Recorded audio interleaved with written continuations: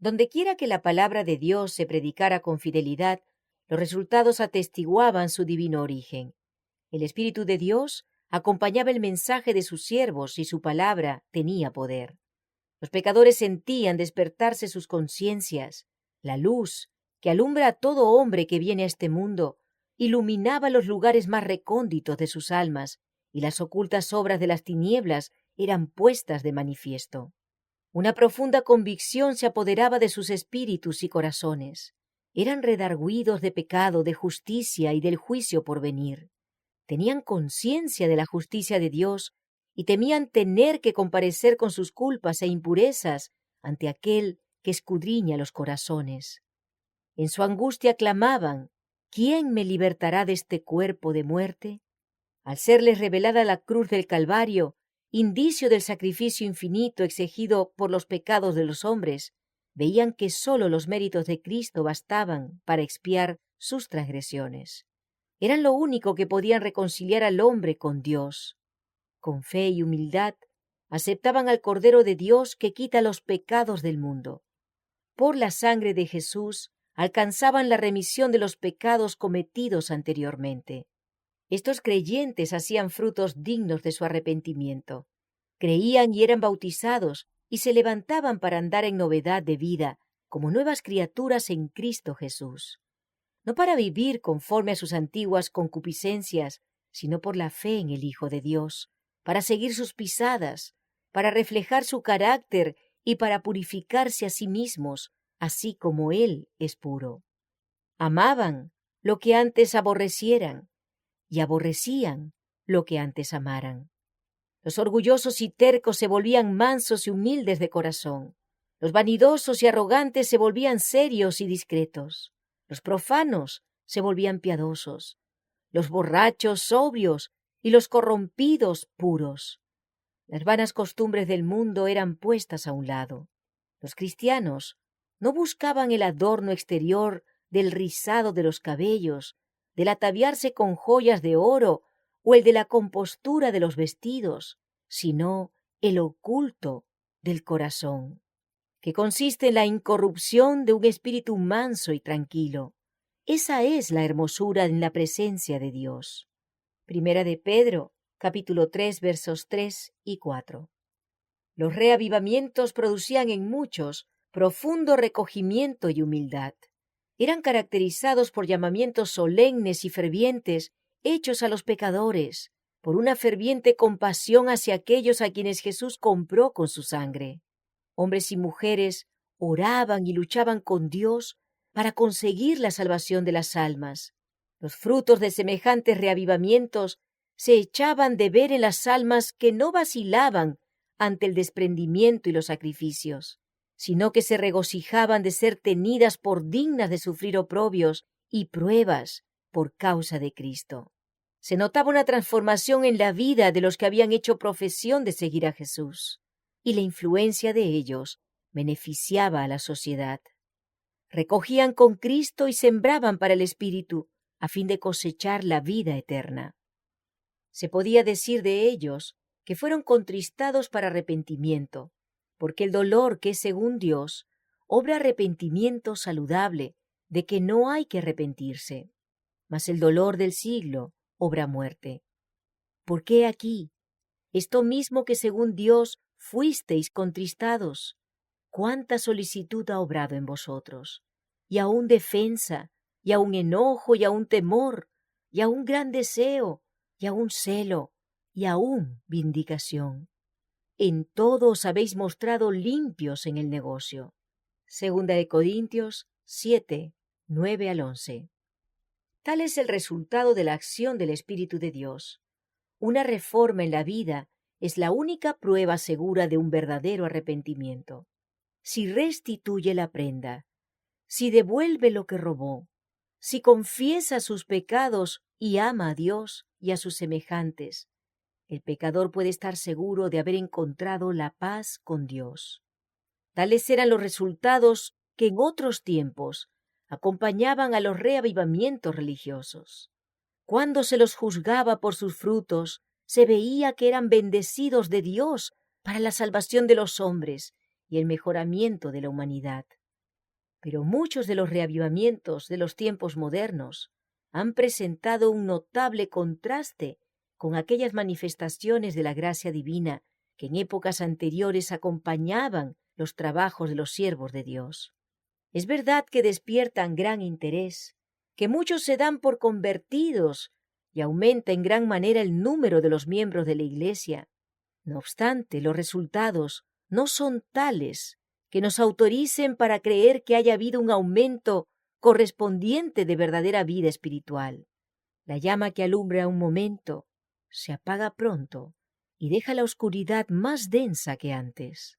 Los avivamientos populares son provocados demasiado a menudo por llamamientos a la imaginación, que excitan las emociones y satisfacen la inclinación por lo nuevo y extraordinario. Los conversos ganados de este modo manifiestan poco deseo de escuchar la verdad bíblica y poco interés en el testimonio de los profetas y apóstoles. El servicio religioso que no revista un carácter un tanto sensacional no tiene atractivo para ellos. Un mensaje que apela a la fría razón no despierta eco alguno en ellos. No tienen en cuenta las claras amonestaciones de la palabra de Dios que se refieren directamente a sus intereses eternos. Para toda alma verdaderamente convertida, la relación con Dios y con las cosas eternas será el gran tema de la vida. Pero ¿dónde se nota en las iglesias populares de nuestros días el espíritu de consagración a Dios? Los conversos no renuncian a su orgullo ni al amor del mundo. No están más dispuestos a negarse a sí mismos, a llevar la cruz y a seguir al manso y humilde Jesús que antes de su conversión. La religión se ha vuelto objeto de burla de los infieles y escépticos, debido a que tantos de los que la profesan ignoran sus principios. El poder de la piedad ha desaparecido casi enteramente de muchas de las iglesias.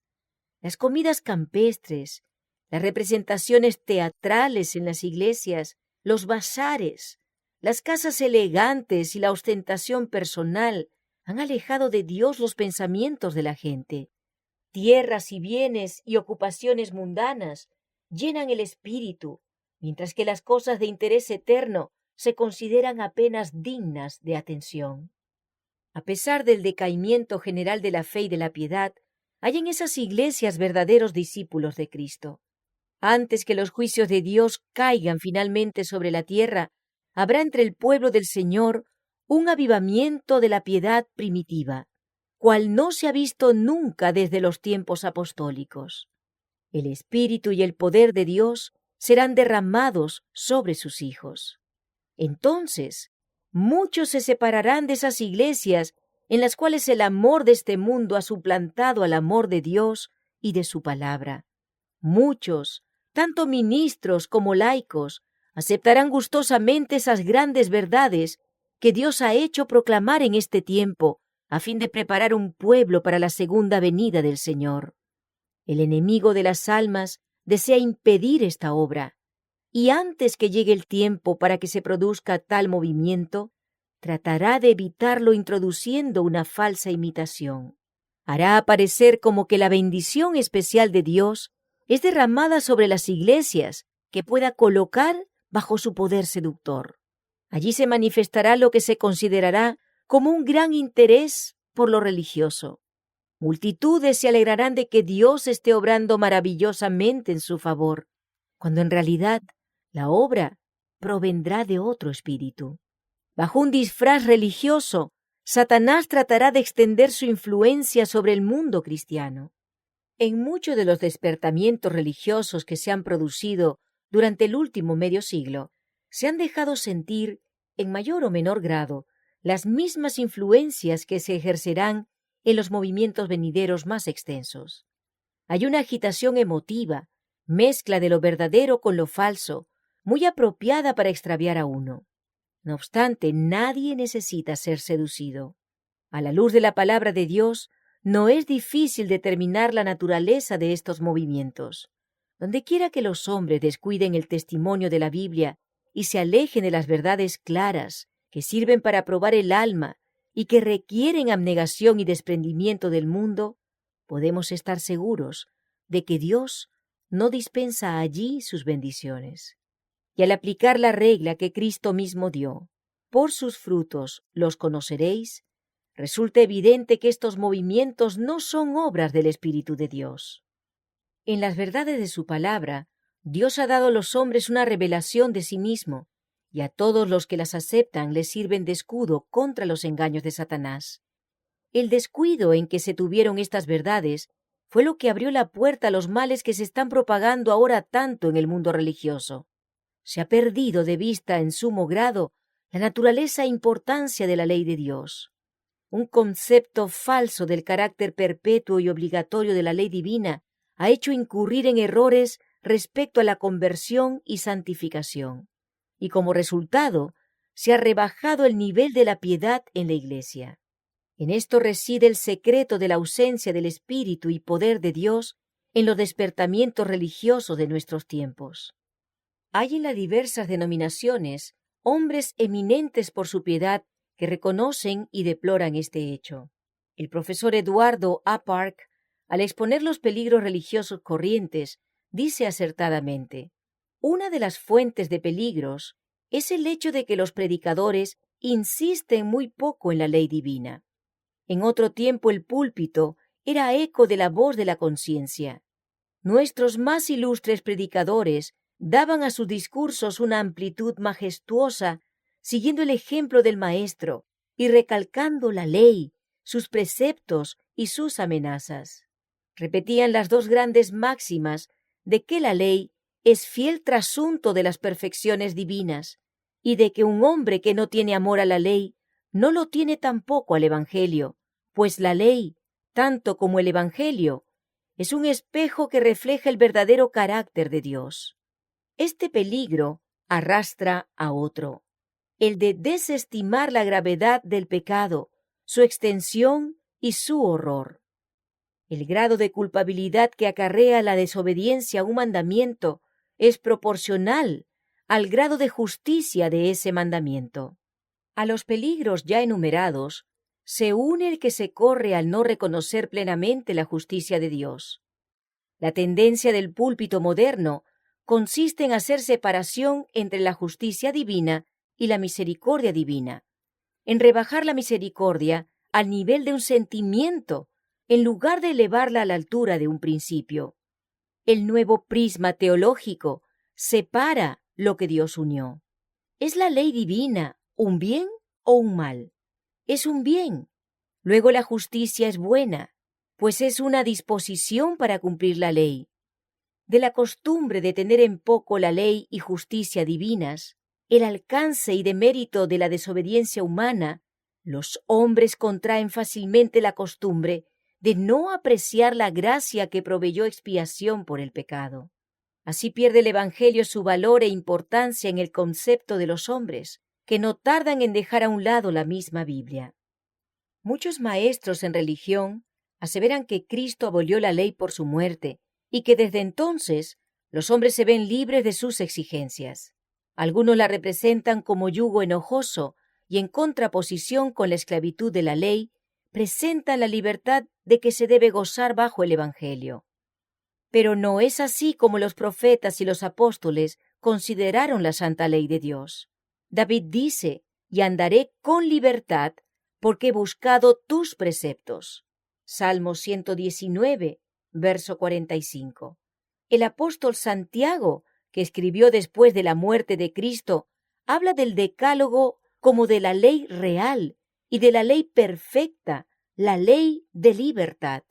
Santiago 2, 8 y 1:25. Y el vidente de Patmos, medio siglo después de la crucifixión, pronuncia una bendición sobre los que guardan sus mandamientos, para que su potencia sea en el árbol de la vida y entren por las puertas en la ciudad. Apocalipsis capítulo 22, verso 14. El aserto de que Cristo abolió con su muerte la ley de su Padre no tiene fundamento. Si hubiese sido posible cambiar la ley o abolirla, entonces Cristo no habría tenido por qué morir para salvar al hombre de la penalidad del pecado. La muerte de Cristo, lejos de abolir la ley, prueba que es inmutable. El Hijo de Dios vino para engrandecer la ley y hacerla honorable. Isaías 42:21. Él dijo: no penséis que vine a invalidar la ley. Hasta que pasen el cielo y la tierra, ni siquiera una jota, ni un tilde pasará de la ley. Mateo 5:17-18. Y con respecto a sí mismo declara: me complazco en hacer tu voluntad, oh Dios mío, y tu ley está en medio de mi corazón. Salmo 48. La ley de Dios, por su naturaleza misma, es inmutable. Es una revelación de la voluntad y del carácter de su autor. Dios es amor, y su ley es amor. Sus dos grandes principios son el amor a Dios y al hombre. El amor, pues, es el cumplimiento de la ley. El carácter de Dios es justicia y verdad. Tal es la naturaleza de su ley.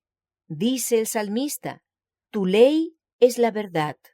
Todos tus mandamientos son justos. Y el apóstol Pablo declara: la ley es santa y el mandamiento santo y justo y bueno. Romanos 7:12. Semejante ley, expresión del pensamiento y de la voluntad de Dios, debe ser tan duradera como su autor. Es obra de la conversión y de la santificación reconciliar a los hombres con Dios, poniéndolos de acuerdo con los principios de su ley. Al principio, el hombre fue creado a la imagen de Dios. Estaba en perfecta armonía con la naturaleza y la ley de Dios. Los principios de justicia estaban grabados en su corazón. Pero el pecado le separó de su Hacedor. Ya no reflejaba más la imagen divina. Su corazón estaba en guerra con los principios de la ley de Dios. La intención de la carne es enemistad contra Dios, porque no se sujeta a la ley de Dios, ni tampoco puede. Romanos 8:7. Mas de tal manera amó Dios al mundo, que dio a su Hijo unigénito, para que el hombre fuese reconciliado con Dios. Por los méritos de Cristo puede restablecerse la armonía entre el hombre y su Creador. Su corazón debe ser renovado por la gracia divina. Debe recibir nueva vida de lo alto. Este cambio es el nuevo nacimiento, sin el cual, según expuso Jesús, nadie puede ver el reino de Dios. El primer paso hacia la reconciliación con Dios es la convicción del pecado. El pecado es transgresión de la ley. Por la ley es el conocimiento del pecado. Para reconocer su culpabilidad, el pecador debe medir su carácter por la gran norma de justicia que Dios dio al hombre. Es un espejo que le muestra la imagen de un carácter perfecto y justo y le permite discernir los defectos de su propio carácter. La ley revela al hombre sus pecados, pero no dispone ningún remedio. Mientras promete vida al que obedece, declara que la muerte es lo que le toca al transgresor. Solo el Evangelio de Cristo puede librarle de la condenación o de la mancha del pecado. Debe arrepentirse ante Dios cuya ley transgredió y tener fe en Cristo y en su sacrificio expiatorio. Así obtiene remisión de los pecados cometidos anteriormente y se hace partícipe de la naturaleza divina. Es un hijo de Dios, pues ha recibido el espíritu de adopción, por el cual exclama: Abba, Padre. ¿Está entonces libre para violar la ley de Dios? El apóstol Pablo dice: ¿abrogamos pues la ley por medio de la fe? No, por cierto.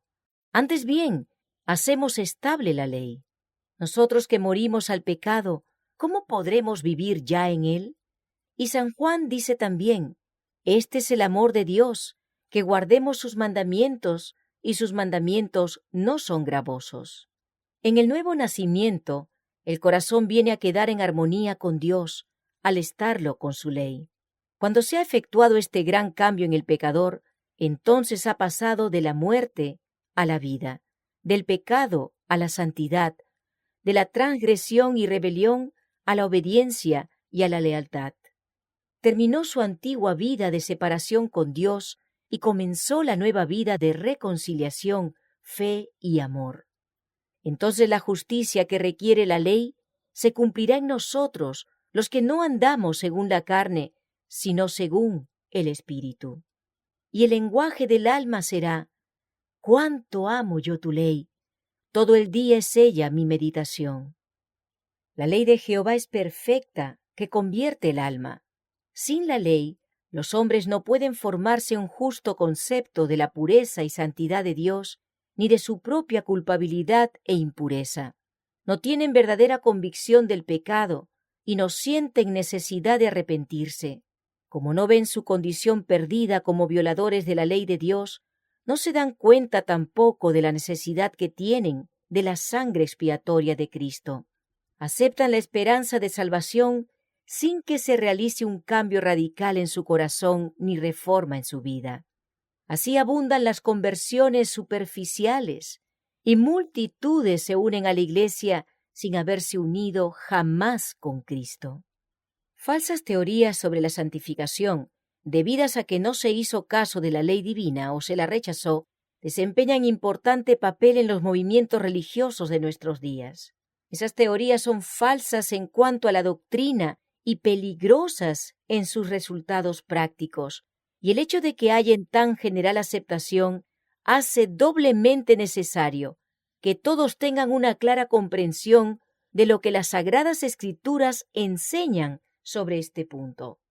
La doctrina de la santificación verdadera es bíblica. El apóstol Pablo, en su carta a la iglesia de Tesalónica, declara: esta es la voluntad de Dios, es a saber, vuestra santificación. Y ruega así: el mismo Dios de paz os santifique del todo. La Biblia enseña claramente lo que es la santificación y cómo se puede alcanzarla. El Salvador oró por sus discípulos: santifícalos con la verdad. Tu palabra es la verdad.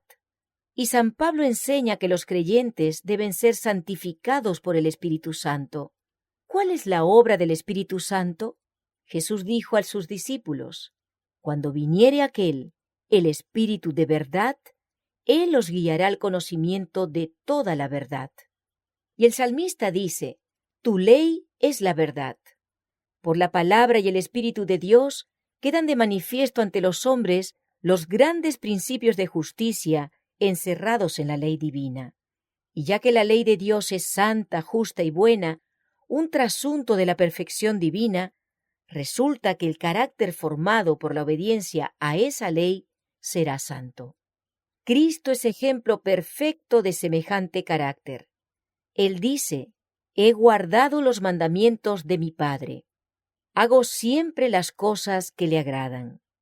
Los discípulos de Cristo han de volverse semejantes a Él, es decir, adquirir por la gracia de Dios un carácter conforme a los principios de su santa ley. Esto es lo que la Biblia llama santificación. Esta obra no se puede realizar sino por la fe en Cristo, por el poder del Espíritu de Dios que habita en el corazón. San Pablo amonesta a los creyentes: ocupaos en vuestra salvación con temor y temblor, porque Dios es el que en vosotros obra así el querer como el hacer por su buena voluntad. El cristiano sentirá las tentaciones del pecado, pero luchará continuamente contra él. Aquí es donde se necesita la ayuda de Cristo.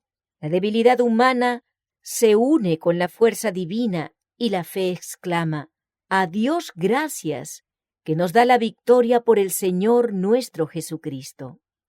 Las Santas Escrituras enseñan claramente que la obra de la santificación es progresiva. Cuando el pecador encuentra en la conversión la paz con Dios por la sangre expiatoria, la vida cristiana no ha hecho más que empezar. Ahora debe llegar al estado de hombre perfecto, crecer a la medida de la estatura de la plenitud de Cristo. El apóstol San Pablo dice: una cosa hago, olvidando ciertamente lo que queda atrás y extendiéndome a lo que está delante, prosigo al blanco, al premio de la soberana vocación de Dios en Cristo Jesús. Y San Pedro nos presenta los peldaños por los cuales se llega a la santificación de que habla la Biblia.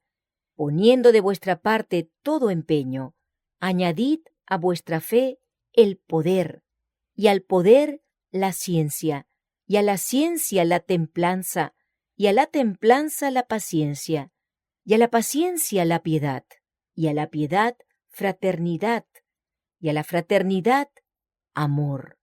Porque si hacéis estas cosas, no tropezaréis nunca. Segunda de Pedro capítulo 1, versos 5 al 10. Los que experimenten la santificación de que habla la Biblia manifestarán un espíritu de humildad. Como Moisés, contemplaron la terrible majestad de la santidad y se dan cuenta de su propia indignidad en contraste con la pureza y alta perfección del Dios infinito. El profeta Daniel fue ejemplo de verdadera santificación. Llenó su larga vida del noble servicio que rindió a su maestro. Era un hombre muy amado en el cielo.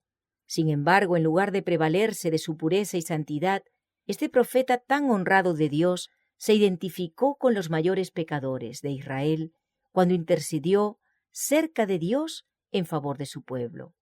No derramamos nuestros ruegos ante tu rostro a causa de nuestras justicias, sino a causa de tus grandes compasiones. Hemos pecado, hemos obrado impíamente. Él declara: yo estaba hablando y orando y confesando mi pecado y el pecado de mi pueblo.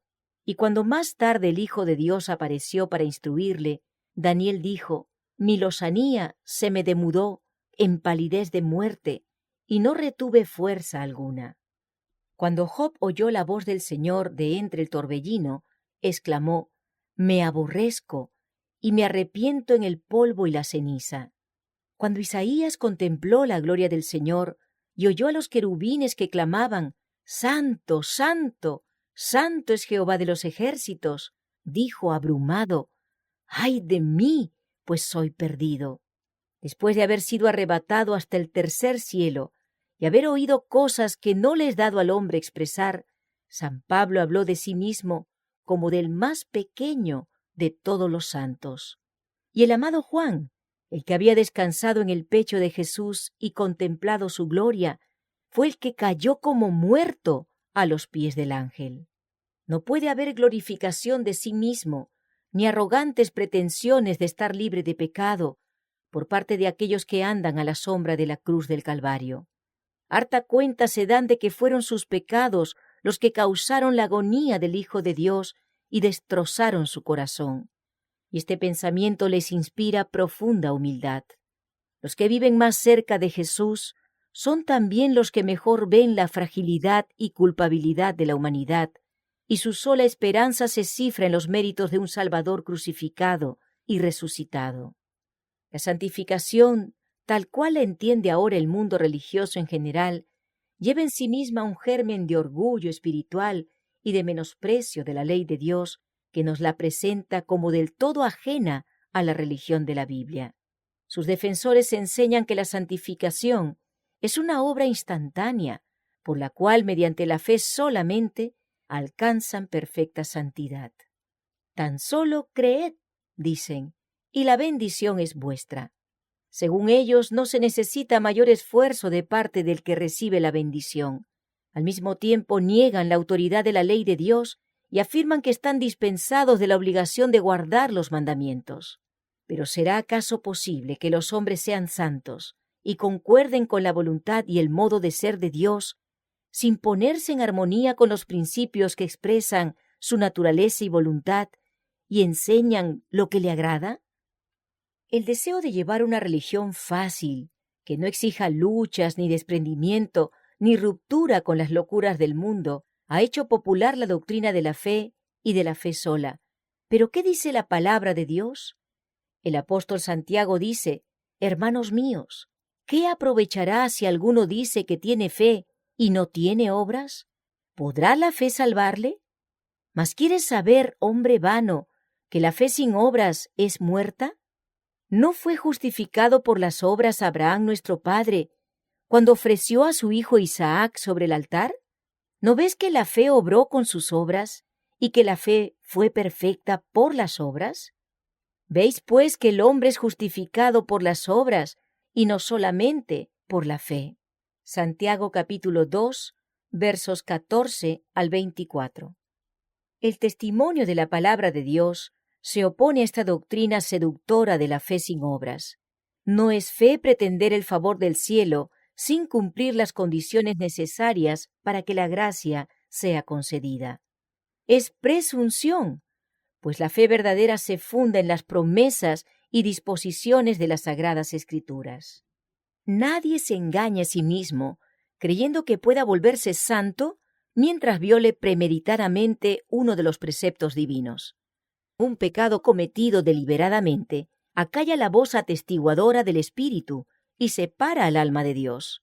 El pecado es transgresión de la ley, y todo aquel que peca no le ha visto ni le ha conocido. Aunque San Juan habla mucho del amor en sus epístolas, no vacila en poner de manifiesto el verdadero carácter de esa clase de personas que pretenden ser santificadas y seguir transgrediendo la ley de Dios. El que dice, yo le conozco, y no guarda sus mandamientos, es mentiroso, y no hay verdad en él. Mas el que guarda su palabra, verdaderamente en éste se ha perfeccionado el amor de Dios. Esta es la piedra de toque de toda profesión de fe. No podemos reconocer como santo a ningún hombre sin haberle comparado primero con la sola regla de santidad que Dios haya dado en el cielo y en la tierra.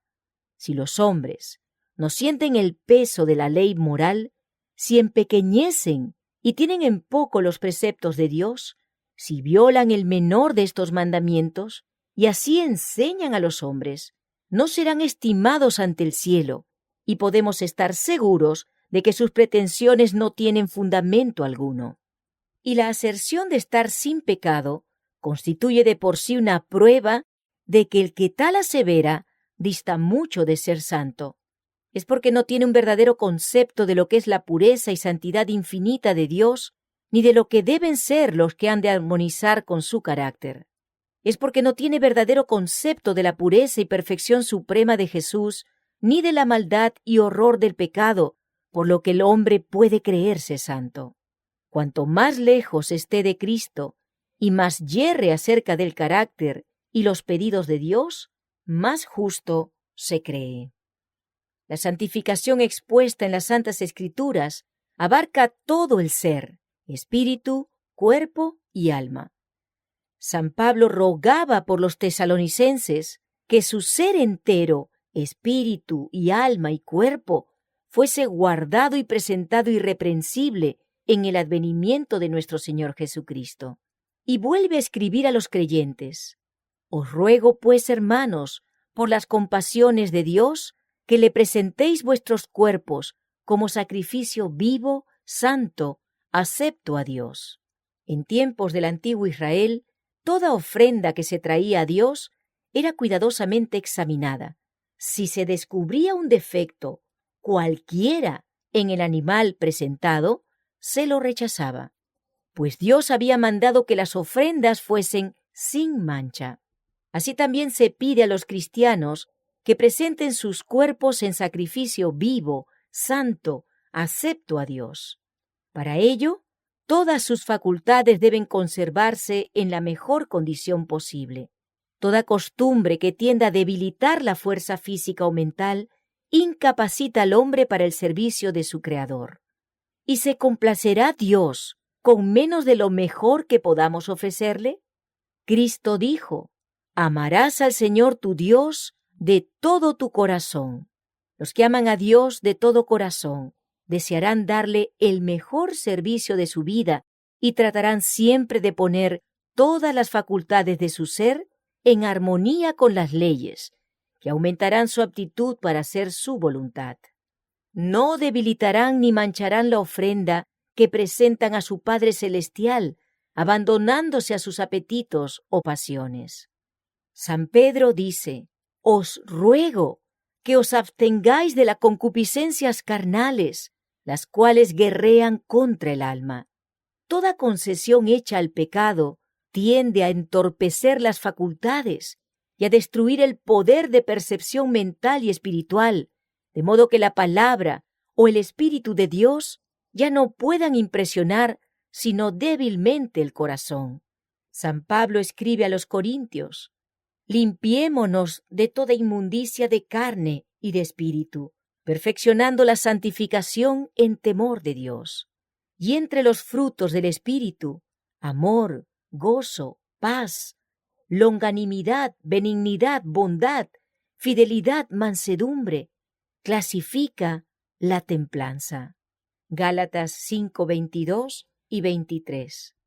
A pesar de estas inspiradas declaraciones, ¿cuántos cristianos de profesión están debilitando sus facultades en la búsqueda de ganancias o en el culto que tributan a la moda? ¿Cuántos están envileciendo en su ser la imagen de Dios con la glotonería, las bebidas espirituosas, los placeres ilícitos? Y la Iglesia, en lugar de reprimir el mal, demasiado a menudo lo fomenta, apelando a los apetitos, al amor del lucro y de los placeres para llenar su tesoro, que el amor a Cristo es demasiado débil para colmar. Si Jesús entrase en las iglesias de nuestros días y viese los festejos y el tráfico impío que se practica en nombre de la religión, ¿no arrojaría acaso a esos profanadores como arrojó del templo a los cambiadores de moneda? El apóstol Santiago declara que la sabiduría que desciende de arriba es primeramente pura.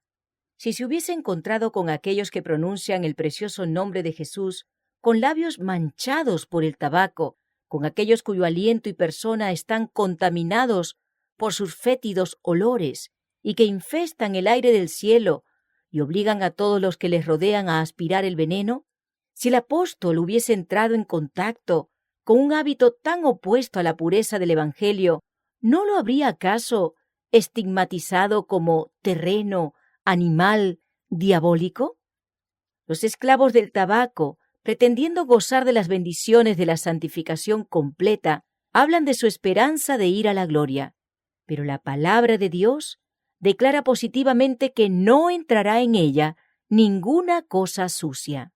Apocalipsis 21:27. ¿O ignoráis que vuestro cuerpo es templo del Espíritu Santo, el cual está en vosotros, el cual tenéis de Dios, y que no sois vuestros? Porque comprados sois con precio. Glorificad pues a Dios en vuestro cuerpo. Aquel cuyo cuerpo es el templo del Espíritu Santo no se dejará esclavizar por ningún hábito pernicioso. Sus facultades pertenecen a Cristo, que le compró con precio de sangre. Sus bienes son del Señor. ¿Cómo podrá quedar sin culpa si dilapida el capital que se le confió? Hay cristianos de profesión que gastan al año ingentes cantidades en goces inútiles y perniciosos, mientras muchas almas perecen por falta de la palabra de Dios. Roban a Dios en los diezmos y ofrendas, mientras consumen en aras de la pasión destructora más de lo que dan para socorrer a los pobres o para el sostenimiento del Evangelio. Si todos los que hacen profesión de seguir a Cristo estuviesen verdaderamente santificados, en lugar de gastar sus recursos en placeres inútiles y hasta perjudiciales, los invertirían en el tesoro del Señor, y los cristianos darían un ejemplo de temperancia, abnegación y sacrificio de sí mismos. Serían entonces la luz del mundo. El mundo está entregado a la sensualidad. La concupiscencia de la carne y la concupiscencia de los ojos y la soberbia de la vida gobiernan las masas del pueblo. Pero los discípulos de Cristo son llamados a una vida santa. Salid de en medio de ellos y apartaos, dice el Señor, y no toquéis lo inmundo.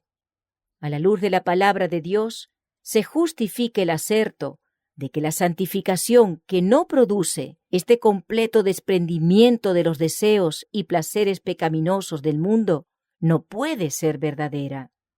A aquellos que cumplen con las condiciones, salid de en medio de ellos y apartaos, y no toquéis lo inmundo, se refiere la promesa de Dios: yo os recibiré y seré a vosotros Padre, y vosotros me seréis a mí hijos e hijas, dice el Señor Todopoderoso. Es privilegio y deber de todo cristiano tener grande y bendita experiencia de las cosas de Dios. Yo soy la luz del mundo, dice Jesús. El que me sigue no andará en tinieblas, mas tendrá la lumbre de la vida. La senda de los justos es como la luz de la aurora, que va en aumento hasta que el día es perfecto. Cada paso que se da en fe y obediencia pone al alma en relación más íntima con la luz del mundo, en quien no hay ningunas tinieblas. Los rayos luminosos del sol de justicia brillan sobre los siervos de Dios, y éstos deben reflejarlos. Así como las estrellas nos hablan de una gran luz en el cielo, con cuya gloria resplandecen, así también los cristianos deben mostrar que hay en el trono del universo un Dios cuyo carácter es digno de alabanza e imitación. Las gracias de su Espíritu, su pureza y santidad se manifestarán en sus testigos. En su carta a los Colosenses, San Pablo enumera las abundantes bendiciones concedidas a los hijos de Dios. No cesamos, dice, de orar por vosotros y de pedir que seáis llenos del conocimiento de su voluntad, en toda sabiduría y espiritual inteligencia, para que andéis como es digno del Señor, agradándole en todo, fructificando en toda buena obra y creciendo en el conocimiento de Dios, corroborados de toda fortaleza, conforme a la potencia de su gloria, para toda tolerancia y largura de ánimo con gozo. Escribe además respecto a su deseo de que los hermanos de Éfeso logren comprender la grandeza de los privilegios del cristiano. Les expone en el lenguaje más claro el maravilloso conocimiento y poder que pueden poseer como hijos e hijas del Altísimo. De ellos estaba el que fueran fortalecidos con poder, por medio de su Espíritu en el hombre interior, y arraigados y cimentados en amor, para poder comprender con todos los santos cuál sea la anchura y la longitud y la altura y la profundidad, y conocer el amor de Cristo que sobrepuja a todo conocimiento. Pero la oración del apóstol alcanza el apogeo del privilegio cuando ruega que sean llenos de ello hasta la medida de toda la plenitud de Dios. Así se ponen de manifiesto las alturas de la perfección que podemos alcanzar por la fe en las promesas de nuestro Padre Celestial, cuando cumplimos con lo que Él requiere de nosotros. Por los méritos de Cristo tenemos acceso al trono del poder infinito. El que aún a su propio Hijo no perdonó, antes le entregó por todos nosotros. ¿Cómo no nos dará también con Él todas las cosas? El Padre dio a su Hijo su Espíritu sin medida, y nosotros podemos participar también de su plenitud. Jesús dice: pues si vosotros, siendo malos, sabéis dar buenas dádivas a vuestros hijos, ¿cuánto más vuestro Padre Celestial dará el Espíritu Santo a los que lo pidieren de Él? Si algo pidiereis en mi nombre, yo lo haré. Pedid y recibiréis, para que vuestro gozo sea cumplido. Si bien la vida del cristiano ha de ser caracterizada por la humildad, no debe señalarse por la tristeza y la denigración de sí mismo. Todos tienen el privilegio de vivir de manera que Dios los apruebe y los bendiga. No es la voluntad de nuestro Padre Celestial que estemos siempre en condenación y tinieblas. Marchar con la cabeza baja y el corazón lleno de preocupaciones relativas a uno mismo no es prueba de verdadera humildad. Podemos acudir a Jesús y ser purificados, y permanecer ante la ley sin avergonzarnos ni sentir remordimientos. Ahora pues, ninguna condenación hay para los que están en Cristo Jesús, los que no andan conforme a la carne, mas conforme al Espíritu. Por medio de Jesús, los hijos caídos de Adán son hechos hijos de Dios, porque el que santifica y los que son santificados, de uno son todos, por lo cual no se avergüenza de llamarlos hermanos. La vida del cristiano debe ser una vida de fe, de victoria y de gozo en Dios. Todo aquel que es engendrado de Dios vence al mundo. Y esta es la victoria que vence al mundo, a saber, nuestra fe. Con razón declaró Nehemías, el siervo de Dios: el gozo de Jehová es vuestra fortaleza. Y San Pablo dijo: gozaos en el Señor siempre. Otra vez os digo que os gocéis. Estad siempre gozosos. Orad sin cesar. Dad gracias en todo, porque esta es la voluntad de Dios para con vosotros en Cristo Jesús. Tales son los frutos de la conversión y de la santificación según la Biblia. Y es porque el mundo cristiano mira con tanta indiferencia los grandes principios de justicia expuestos en la palabra de Dios, por lo que se ven tan raramente estos frutos. Esta es la razón por la que se ven tan poco de esta obra profunda y duradera del Espíritu de Dios, que caracterizaba los reavivamientos en tiempos pasados. Por medio de la contemplación nos transformamos. Pero como esos sagrados preceptos en los cuales Dios reveló a los hombres su perfección y santidad son tenidos en poco, y el espíritu del pueblo se deja atraer por las enseñanzas y teorías humanas, nada tiene de extraño que en consecuencia se vea un enfriamiento de la piedad viva en la Iglesia.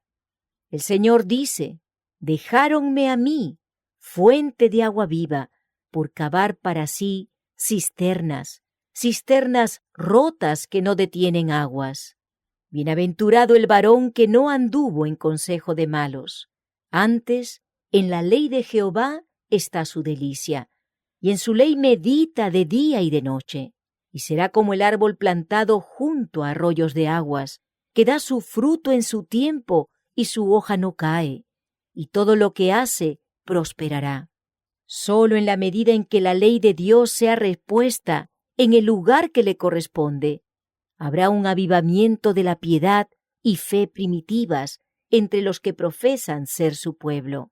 Así dijo Jehová: paraos en los caminos, y mirad y preguntad por las sendas antiguas, cuál sea el buen camino, y andad por él, y hallaréis descanso para vuestra alma.